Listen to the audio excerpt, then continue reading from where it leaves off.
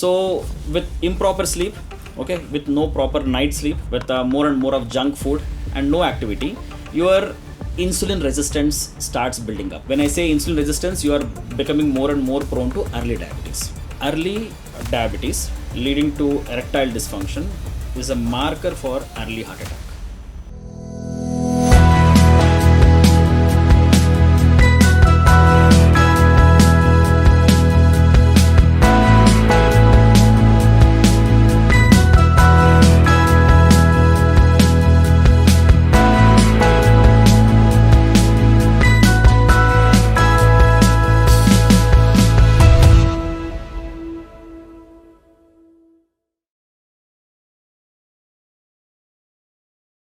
Harsha, when these patients come to you with these problems, how often do you see that their lifestyle plays a role in the being the very reason why they are having these disturbances? Like you mentioned, organic is when they are having a real, medical or a hormonal or a physical issue. Correct. Right? Correct. So that is the meaning of organic. Exactly. So psychogenic is when there is a psychological aspect playing up in their mind which is causing the erectile issue. Yes. So what are the lifestyle issues you're noticing these days? Because today, Harsha, I had a patient who again came with an erectile issue to me, and the wife clearly mentions that he does not communicate with her at all. Exactly. They hardly spend 10 minutes time together even having a discussion, and most of the time he's on his gadgets, on the computer, he's on television,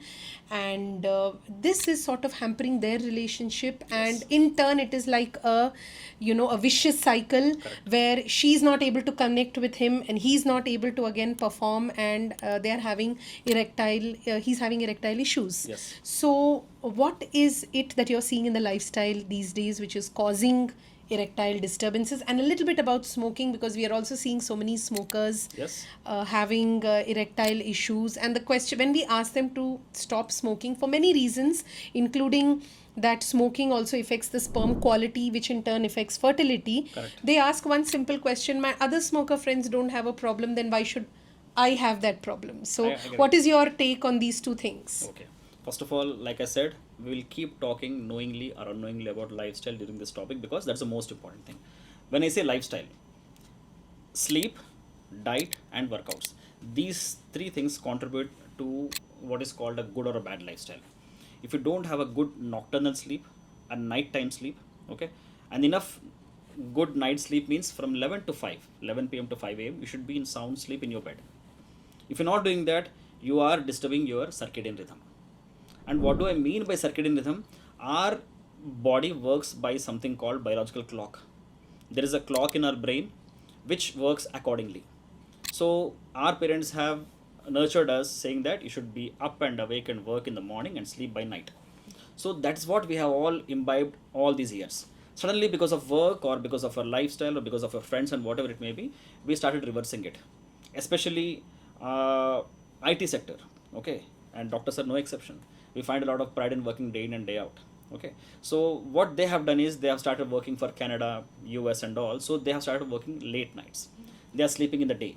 So they say, sir, our sleep is compensated. Yes, we are up and awake during night, but we are sleeping in the day.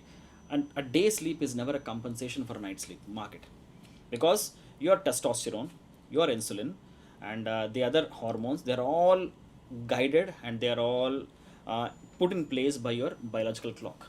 So unless you sleep in the night, these hormones are never in balance. And you would not disagree with me when I say this is applicable to women also. Yes. PCOD, lifestyle. Okay, so night sleep is most important. Then comes the diet. Okay, the more and more you are habituated to outside food, the more and more you are exposing yourself to saturated fatty acids and refined carbohydrates. This may sound very fancy, but maida is the most common form of refined carbohydrate. The more and more you refine, the more and more essential nutrients are washed away, and that becomes a harmful thing. It sounds, I mean, it is very tasty, but it's not very healthy. Right. At the same time, outside oils have a lot of saturated fatty acids. So when it comes to outside food, let it be any kind of a junk or a bakery food, whatever it is, it is also affecting your hormonal balance. Why? Because insulin and testosterone are the only anabolic hormones, the rest are all catabolic. So when you expose yourself to these harmful foods, the effect of catabolic hormones supersedes the anabolic ones. And what do you mean by anabolic? Which help in construction and building up your body's immune mechanisms and other systems. Catabolic are which degrade and which give you instant energy, like instant fun. Okay, so you are propagating every kind of a lifestyle measure to put up these catabolic hormones over and above the levels of these anabolic hormones. So even diet contributes the same thing. And then there is something called lack of activity, which means you are not working out. See, whatever we may do, our food and our energy is only I mean it's enough for our day-to-day activities. But unknowingly we eat a lot of outside food and any other thing which builds up calories and sugar levels in the body. So to burn them out, have some good exercise. And when I say exercise, you need not spend 2 hours in The gym gym. every day 7 days a week. Half an hour to 40 minutes, at least 4 to 5 days is more than enough. Right. So when these things are not in place, you tend to gain weight very fast. Okay, and most of the people after COVID have started working from home, so there is no activity at all. Once you make it a habit, you sit at home. Okay, now with this, what happens to your body? That's the most important thing. Okay, so with improper sleep, okay, with no proper night sleep, with more and more of junk food and no activity, your insulin resistance starts building up. When I say insulin resistance, you are becoming more and more prone to early diabetes. What happens because of early diabetes? Diabetes is a neuropathy and angiopathy. Neuropathy is nerve disorder, angiopathy is blood vessel disorder. Okay, so when you become a victim of early diabetes, like by 30 you have diabetes, by 32 your sugars are like, fasting is 210, post lunch is 300, HbA1c is 10. I see these patients very commonly. Okay, so with this, what's happening? Your blood vessels and nerves are affected very fast. So small vessels disease lead to diseases in, I mean, the problem in your limbs, in your heart and your brain. But before those systems are affected, the most common thing affected is erection. A person with ED, erectile dysfunction, because of diabetes, because of obesity, because of metabolic syndrome, because of smoking, if he has an erectile problem by 30 or 32, it is imminent that he will have a heart attack in the next 10 years. So early diabetes leading to erectile dysfunction is a marker for early heart attack. And why is this happening to this person? Because of his lifestyle. Right. And lifestyle is sleep, diet and workouts. Okay, then what happens next? Because of your disturbed circadian rhythm, because you're not sleeping at the time when you're supposed to sleep. And what does a man do when he's not asleep? Either he smokes or drinks coffee or he has fun with his friends. Okay, so when he's supposed to sleep, he's putting his stomach to work. Okay, so because of which, now what happens? Even his testosterone metabolism is affected. And testosterone usually is at its peak in the early morning and in the evenings. This happens only when your sleep is well. Sleep is in right place. So when your sleep is disturbed, this rhythm is disturbed.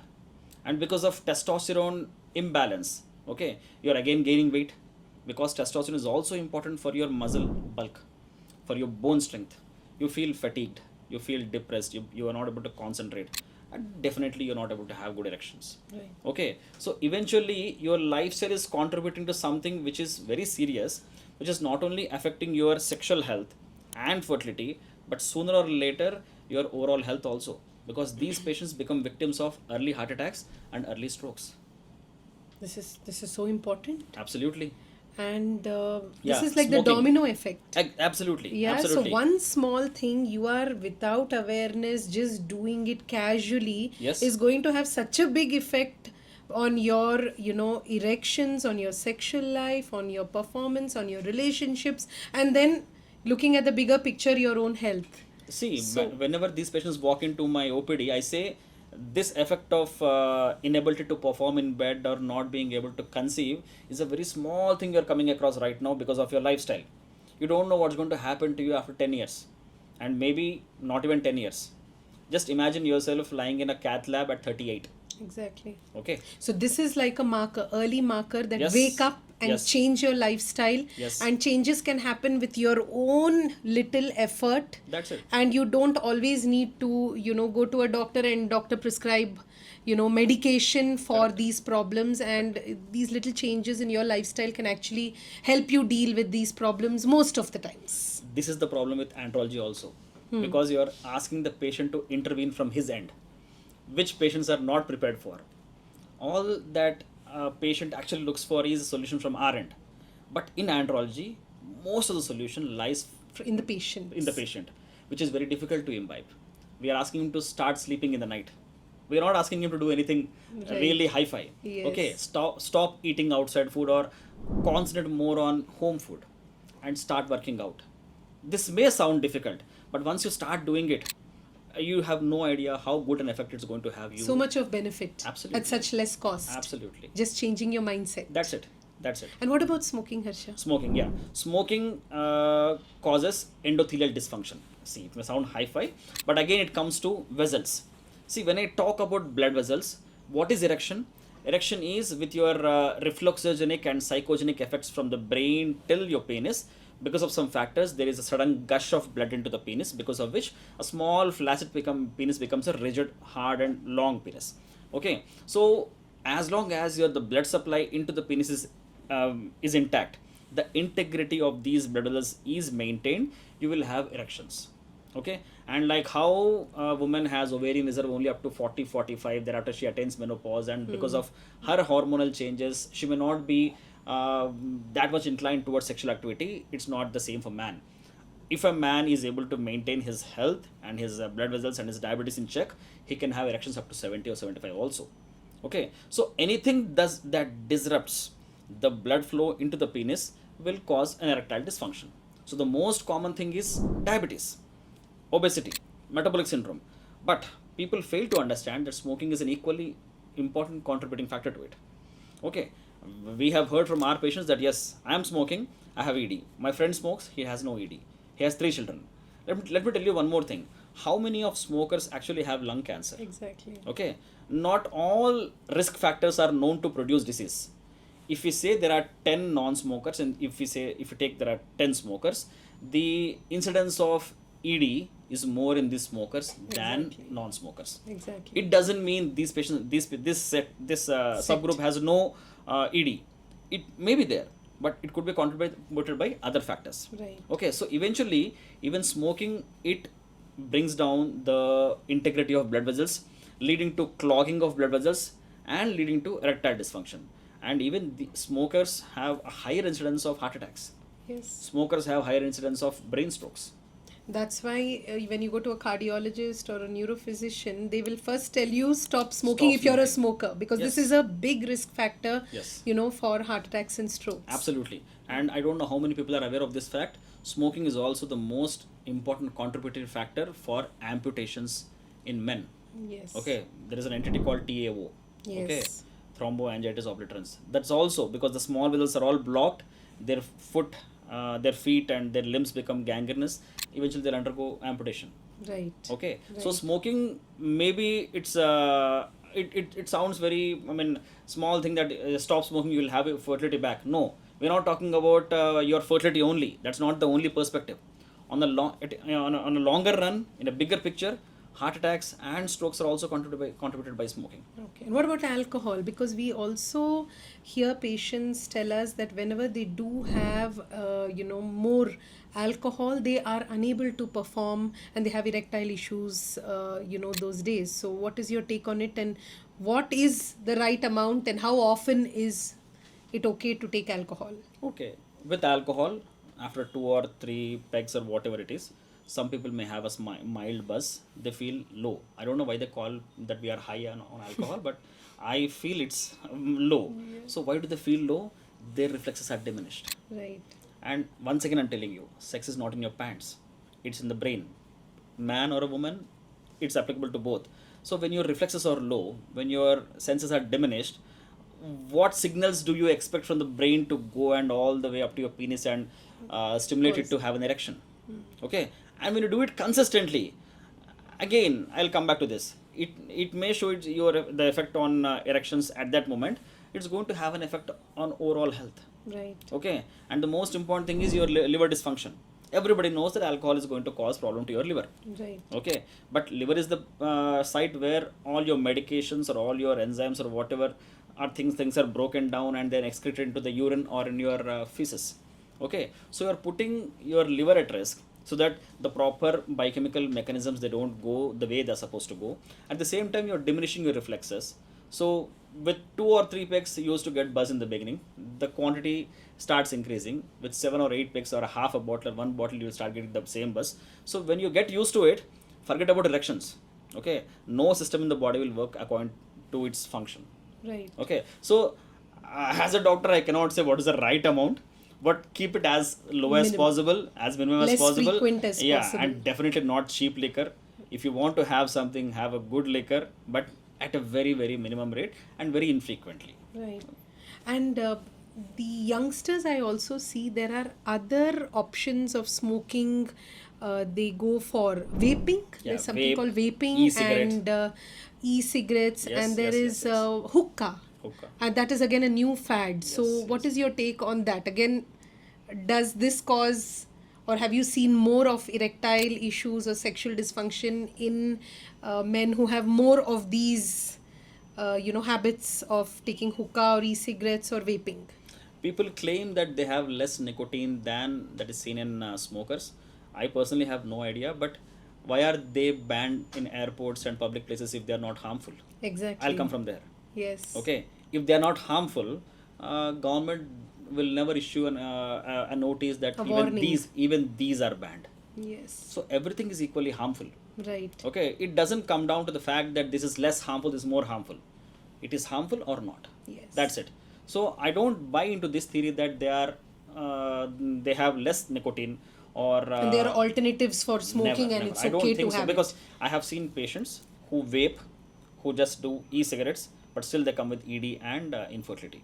So I don't think anything's an And exception. these are such reversible, manageable causes Yes. of sexual dysfunction. I mean, the ones you've mentioned. Yes. We have only started speaking about erectile issues. Yes. But then you told us about the whole spectrum, ejaculatory issues, Yes. low libido. I think all these sexual dysfunctions have a root cause being a faulty lifestyle, which Correct. is just so easy to just change just with your mindset. Correct. So as you said, if having intercourse, it's not only about the pant, it is about Your the brain. mind. It's your Yes, mind. So yes. it's the same thing even for all these sexual dysfunctions. Correct. The treatment is not in the pant or with a pill. Yes. It is more so in your mindset and being aware that you changing your lifestyle and improving your lifestyle can actually be the magic pill for dealing with these Yes. issues most of the times. I'm not saying it is it's a blanket statement for all erectile problems, because there are also healthy men out there who have a healthy lifestyle who also have these erectile issues or sexual dysfunctions. And again, you look into organic causes, or you look into a psychological issue between husband and wife, which is maybe the reason for their problem. So Possible. this is a treatable and manageable issue. Just looking at lifestyle is what you beautifully put into, and you've also told us about how all these faulty habits can cause all the problems which the man is facing in their sexual life. Yes, absolutely. Right. So, Harsha, moving on just quickly, can you tell us a little bit about ejaculatory disturbances? What is it that you see? Because again, the answer lies in lifestyle, and Yes. as you beautifully mentioned, they come to you, you evaluate them, try to find out the reason, do some blood tests, you do probably ultrasound. You can just touch on maybe, when do you advise ultrasound for them, and what are the ejaculatory problems, you notice in men which require help?